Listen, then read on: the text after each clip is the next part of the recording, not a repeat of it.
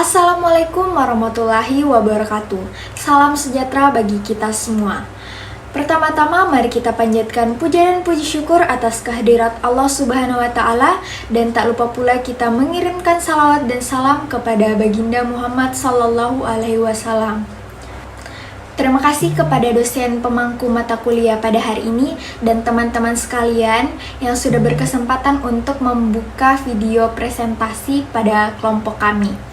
Saya Nurul Izza Maulida yang bertugas sebagai moderator pada kesempatan kali ini, dan tentu saja saya tidak sendiri. Saya ditemani oleh teman-teman saya, ada Muhammad Fauzan Arfa Ramadhani, Muhammad Al-Amin, Resmunandar Syam, Indra Kirana, dan Delon Christian Triputra.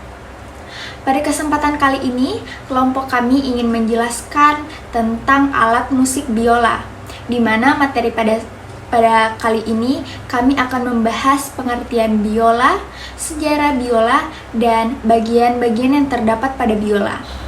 Untuk mengetahui materi apa yang kami bahas, mari kita menyimak materi yang akan dipaparkan oleh Saudara Resmunandar. Kepada Saudara Resmunandar dipersilahkan. Baik, saya akan membacakan pengertian biola. Biola adalah sebuah alat musik dawai yang dimainkan dengan cara digesek. Biola memiliki 4 senar G, D, A, E yang disetel berdasarkan satu sama lain dengan interval sempurna kelima. Nada yang paling rendah adalah G di antara keluarga biola, yaitu dengan biola alto, cello, dan double bass atau kontrabas. Biola memiliki nada yang tertinggi. Alat musik dawai yang lainnya bass secara teknis masuk ke dalam keluarga viol. Kertas musik untuk biola hampir selalu menggunakan atau ditulis pada kunci G. Sebuah nama yang lazim dipakai untuk biola ialah fiddle, dan biola seringkali disebut fiddle jika digunakan untuk memainkan lagu-lagu tradisional. Di dalam bahasa Indonesia, orang yang memainkan biola disebut pemain biola atau violinis. Di dalam bahasa Inggris disebut violins. Bedakan dengan violis atau pemain viola. Orang yang membuat atau membentuk alat musik berdawai disebut luthier. Sejarah biola. Alat musik dawai yang mula-mula biasanya dimainkan dengan cara dipetik, misalnya harpa tangan Yunani. Alat musik gesek diperkirakan berasal dari budaya penunggang kuda di kawasan Asia Tengah. Contohnya, alat musik bangsa Mongolia, Morinhur. Alat musik gesek berdawai dua bangsa Turki dan Mongolia didawainya dari surai kuda. Dimainkan dengan busur surai kuda dan memiliki ukiran kepala kuda di bagian kepalanya. Biola, viola, dan cello yang busurnya masih dibuat dari surai kuda adalah peninggalan bangsa nomaden tersebut. 1. Dipercaya bahwa alat musik mula-mula tersebut dibawa ke Asia Timur, India, Bizantium, dan Timur Tengah. Di tempat-tempat tersebut mereka menyesuaikan dengan lingkungannya dan berkembang menjadi alat musik erhu, ersa, harpa, dan harpa tangan Bizantium, dan rebab. Biola dalam bentuk modern bermula dari Italia Utara dan awal abad ke-16, terutama di kota pelabuhan Venice atau Genoa yang berhubungan langsung ke Asia Tengah lewat jalur Sutra. Terima kasih kepada Saudara Resmunandar Syam. Selanjutnya materi akan dilanjutkan oleh Saudara Delon Christian Triputra. Kepada Delon Christian dipersilahkan. Baik, saya akan melanjutkan tentang sejarah biola. Biola Eropa modern dipengaruhi oleh berbagai alat musik, terutama dari Timur Tengah dan Bizantium. 3 jenis alat musik mula-mula yang biasanya disebut sebagai cikal bakal biola adalah rebek yang diturunkan dari harpa tangan Bizantium dan rebab, viol yaitu biola abad Renaissance, dan lira de braccio yang juga diturunkan dari harpa tangan Bizantium. Salah satu deskripsi terawal tentang biola termasuk cara penyetelannya ada di dalam Epitome musikal karya James de Vere yang diterbitkan di Lyon pada tahun 1556. Perlahan-lahan biola mulai menyebar ke seluruh Eropa. Biola tertua yang pernah dicatat yang memiliki 4 senar seperti biola modern dibuat oleh Andrea Amati pada tahun 1555. Walaupun tahun tepatnya diragukan, biola yang lebih awal hanya memiliki 3 senar, disebut violetta. Biola seketika menjadi populer, baik di antara para pemusik jalanan maupun para bangsawan. Terbukti bahwa Raja Prancis Charles IX menyuruh Amati untuk membuat 24 biola untuknya pada tahun 1560. Biola tertua yang masih ada saat ini adalah salah satu dari ke-24 biola ini dan diberi nama Charles IX. Dibuat di Cremona tahun 1560. Biola zaman Renaissance yang paling bagus dengan ukiran dan hiasan adalah Gasparo de Salo tahun 1574, yang pertama-tama dimiliki oleh Ferdinand II, Adipati Agung Austria, dan selanjutnya sejak tahun 1841 oleh virtuoso Norwegia Ole Bull, yang menggunakannya selama 40 tahun dan ribuan konser. Saat ini biola tersebut berada di Frieslands Kunstindustri-museum di Bergen, Norwegia. The Messia atau Limesi juga dikenal sebagai salabue yang dibuat oleh Antonia Stradivari pada tahun 1716, belum pernah sekalipun dipakai. Biola tersebut berada di Museum Ashmolean di Oxford. Terima kasih kepada Delon Christian Triputra untuk memaparkan materi. Selanjutnya materi akan dilanjutkan oleh Saudara Muhammad Al-Amin. Kepada Saudara Muhammad Al-Amin dipersilahkan. Terima kasih, saya akan melanjutkan materi yang dibawakan oleh Delon. Assalamualaikum warahmatullahi wabarakatuh. Perkenalkan, nama saya Muhammad Al-Amin. Terjadi perubahan yang cukup besar pada pembuatan biola pada abad ke-18, terutama dalam hal panjang dan sudut leher biola. Mayoritas alat musik yang lama telah diperbarui sesuai standar yang baru ini, dan maka dari itu jelas berbeda dari keadaan alat musik tersebut ketika diselesaikan oleh seniman pembuat biola. Dengan kondisi termasuk perbedaan dalam hal suara dan respon, namun alat-alat musik ini dengan kondisi mereka pada saat ini menjadi standar kesempurnaan pada seni pembuatan biola dan suara biola, dan membuat biola di seluruh dunia berusaha untuk mendekati ideal tersebut sedapat mungkin. Hingga hari ini alat musik dari zaman keemasan pembuatan biola, terutama yang dibuat oleh Stradivari dan Guarner del Gesu, adalah alat-alat musik yang paling diburu oleh kolektor dan pemain biola. Rekor harga biola saat ini untuk biola Stradivari adalah AS $3 juta Amerika Serikat dalam sebuah lelang pada 16 Mei 2006. Semua biola Stradivarius memiliki nama unik. Biola termahal Stradivari bernama Hammer Palu yang dibuat pada tahun 1707. Adapun bagian biola yaitu kepala neck, kotak pasak, baut, leher biola, papan jari, farling, lekukan C, lubang F, jembatan biola, penyetel, ekor biola, penyangga dagu, dan pia dan tali. Bisa dilihat pada gambar yang dipresentasikan. Sebuah biola dibagi menjadi beberapa bagian: badan biola, leher biola, jembatan biola, papan jari, senar, dan beberapa macam perangkat pembantu. Perangkat pembantu tersebut antara lain pasak penyetel untuk setiap senar, ekor biola untuk menahan senar, pin dan tali untuk menahan ekor biola, beberapa penyetel tambahan pada ekor biola bila diperlukan, dan sebuah penyangga dagu. Penyangga dagu tersebut dapat tergabung dengan ekor biola ataupun dipasang di sebelah kirinya.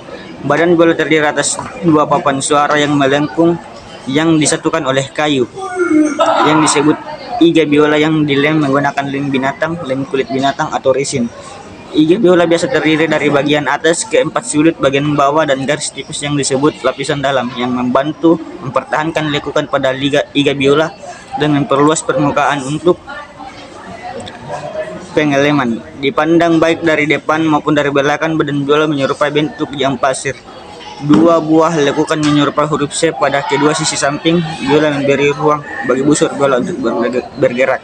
Itulah yang dapat saya sampaikan.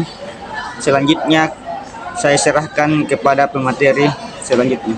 Terima kasih. Terima kasih kepada Saudara Muhammad Al-Amin. Selanjutnya materi akan dilanjutkan oleh Saudara Indra Kirana. Kepada Saudara Indra Kirana dipersilahkan. Assalamualaikum warahmatullahi wabarakatuh. Perkenalkan, nama saya Indra Kirana dari kelas Sandra Tasik A, kelompok 3. Tiang penyangga di dalam biola yang terlihat melalui lubang F. Umumnya permukaan atas biola dibuat dari kayu spruce, sejenis kayu cemara, yang dipahat sehingga memiliki bentuk yang simetris dan diberi 2 lubang suara. Lubang suara tersebut memengaruhi kelenturan suara biola dan juga sebagai lubang napas. Biola pada saat udara bersonansi di dalamnya. Pada pinggir permukaan ini dibentuk suatu lekukan garis yang disebut purfling. Purfling palsu yang dicatat atau dicat pada permukaan biola biasanya menandakan kualitas yang biola rendah. Sebuah blok kayu kecil dipasang di dalam permukaan atas biola sejajar dengan jembatan biola di atasnya untuk menambah massa serta kekerasan permukaan atas biola. Bagian belakang dan samping biola dibuat dari kayu maple. Biasa dipilih yang memiliki alur yang sama. Bagian belakang biola umumnya dibuat dari kayu utuh yang dipahat secara simetris. Bagian ini sering pula dibentuk purfling, walaupun dalam hal ini tidak seberapa berpengaruh terhadap biola itu sendiri. Beberapa biola antik dibubuhi tulisan tangan atau diberi lapisan cat sebagai ganti purfling pada bagian belakang biola. Sebuah tonjolan setengah lingkaran kecil yang terdapat pada bagian yang dekat dengan leher biola memberikan permukaan tambahan pada saat pengeleman. Tonjolan tersebut penting untuk sambungan antara leher badan biola. Namun, pada saat mengukur panjang biola, bagian ini tidak dihiraukan. Leher biola biasanya terbuat dari kayu maple yang sejenis dengan bagian belakang dan samping badan biola. Pada leher biola terdapat papan jari yang dibuat dari kayu eboni atau kayu lain yang dicat hitam. Kayu eboni sering dipilih oleh pengrajin biola karena sifatnya yang keras, menawan, dan tahan lama. Biola karena sifatnya yang keras, menawan, dan tahan lama. Beberapa biola yang sangat tua menggunakan kayu maple untuk papan jarinya dan dipernis dengan kayu eboni. Pada ujung papan jari yang atas terdapat segaris kayu yang menonjol. Biasa kayu eboni atau gading yang disebut sadel atas. Tonjolan ini digunakan untuk menahan senar, sama seperti jembatan biola digunakan untuk hal yang sama di bagian badan biola. Sekian. Assalamualaikum warahmatullahi wabarakatuh. Terima kasih kepada Indra Kirana. Selanjutnya akan ditutup pemaparan materi kepada Saudara Muhammad Fauzan Arfa Ramadhani. Kepada Saudara Muhammad Fauzan Arfa Ramadhani dipersilahkan. Baik, perkenalkan, nama saya Muhammad Fauzan Arfa Ramadhani. Saya akan membahas busur biola. Busur biola terbagi menjadi 5. Screw, pad, stick, frog, dan hair. Busur biola terdiri dari sebatang kayu dan berhelai-helai rambut kuda yang dipasang dari satu ujung tongkat ke ujung yang lain. Rambut yang digunakan untuk busur biola ini biasanya diambil dari rambut ekor kuda putih jantan. Dalam kurung, rambutnya juga selalu berwarna putih keemasan. Kelas kurung. Meskipun busur yang lebih murah, membusur biola terdiri dari sebatang kayu dan berhelai-helai rambut kuda yang dipasang dari satu ujung tongkat ke ujung yang lain. Rambut yang digunakan untuk busur biola ini biasanya diambil dari rambut ekor kuda putih jantan. Rambutnya juga selalu berwarna putih keemasan. Meskipun busur yang lebih murah menggunakan serat sintesis, pada ujung bawahnya terdapat semacam skrup yang digunakan untuk mengencangkan saat akan dimainkan atau mengendurkan saat akan disimpan. Rambut tersebut di dekat skrup tersebut juga terdapat pegangan jempol serta jari-jari yang lain. Skrup ini jika dikendurkan sampai habis akan melepas frog dan kayu yang ada di busur biola. Gunakan serat sintesis pada ujung bawahnya. Terdapat semacam skrup yang digunakan untuk mengencangkan saat akan dimainkan atau mengendurkan saat akan disimpan rambut tersebut. Di dekat skrup tersebut juga terdapat pegangan jempol serta jari-jari yang lain. Skrup ini jika dikendurkan sampai habis akan melepas frog dari kayu yang ada di busur biola. Jika busur biola rajin digosok dengan galah, dengan bahasa Inggrisnya rosin, akan membuat cengkeraman busur ke senar menjadi lebih stabil dan terkontrol, tidak gampang lepas, dan dapat membantu teknik getaran batang kayu yang digunakan biasanya dibuat dari kayu penembus. Untuk hasil menggunakan serat gelas, inovasi terakhir telah memungkinkan serat karbon untuk digunakan sebagai materi pembuatan batang kayu busur biola. Oke, terima kasih. Terima kasih kepada teman-teman yang sudah memaparkan materi pada kesempatan kali ini. Dan kami membuka sesi tanya jawab dan akan dilaksanakan di situs yang oke. Jika ada kekurangan mohon dimaafkan. Wabillahi taufiq wal hidayah. Wassalamualaikum warahmatullahi wabarakatuh.